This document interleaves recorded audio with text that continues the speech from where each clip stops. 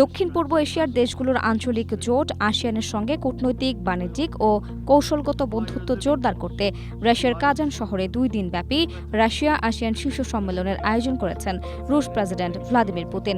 Ukraine যুদ্ধের কারণে পশ্চিমা দেশগুলোর তীব্র নিষেধাজ্ঞা ও কূটনৈতিক চাপের মুখে রাশিয়ার অর্থনীতি ও জ্বালানি বাণিজ্যকে এশিয়ার দিকে ঘুরিয়ে নেওয়ার অংশ হিসেবে এই বৈঠক অত্যন্ত গুরুত্বপূর্ণ বলে মনে করছে বিশ্লেষকরা। পুতিন উল্লেখ করেন, রাশিয়া এবং আসিয়ান সদস্যরা এমন একটি বিশ্ব ব্যবস্থা গঠনের পক্ষে যেখানে প্রতিটি রাষ্ট্রের সমান সার্বভৌমত্ব থাকবে এবং কেউ কারো অভ্যন্তরীণ বিষয়ে হস্তক্ষেপ করবে না। জানান, এই জোটের প্রতিটি দেশ নিজস্ব উন্নয়ন মডেল অনুসরণ করে এবং কেউ কারো ওপর নিজস্ব দৃষ্টিভঙ্গি চাপিয়ে দেয় না, যা এই সম্পর্কের মূল শক্তি। বহুমাত্রিক আলোচনার পাশাপাশি পুতিন মালয়েশিয়ার প্রধানমন্ত্রী আনোয়ার ইব্রাহিম, ফিলিপাইনের প্রেসিডেন্ট ফার্দিনান্দ মার্কোস জুনিয়র এবং ব্রুনাইয়ের সুলতান হাসান আল বলকিয়াহ সহ বেশ কয়েকজন নেতার সঙ্গে গুরুত্বপূর্ণ দ্বিপাক্ষিক বৈঠক করেন। বৈশ্বিক ভূরাজনীতি ও ইরান সংকটের কারণে তৈরি হওয়া জ্বালানি ঘাটতি মোকাবিলায় রাশিয়া এই অঞ্চলে অপরিশোধিত তেল ও গ্যাস রপ্তানি বাড়ানোর প্রতিশ্রুতি দিয়েছে। 2 দিনের এই সম্মেলনে সম্পর্কের 35 বছর পূর্তি উপলক্ষে কাজান ঘোষণা এবং 2026 থেকে 2030 মেয়াদের জন্য একটি ব্যাপক ভিত্তিক যৌথ কর্মপরিকল্পনা গৃহীত হচ্ছে।